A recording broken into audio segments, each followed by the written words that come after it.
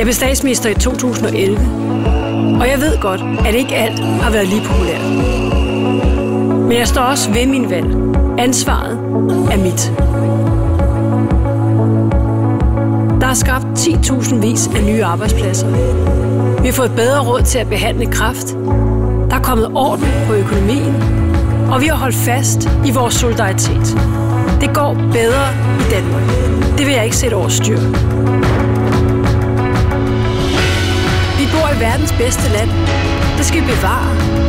Men verden forandrer sig, og vi må ikke stå stille. Jeg kommer aldrig til at vælge de lette løsninger eller eksperimentere med velfærden. Jeg vil altid gøre det, jeg mener er bedst for Danmark. Er det godt nok? Det skal du vurdere. Jeg arbejder videre. Jeg kan ikke love dig, at det hele kan ordnes med et snuptag, men du kan regne med, at jeg vil gøre alt for, at vi holder fast i det Danmark, du kender.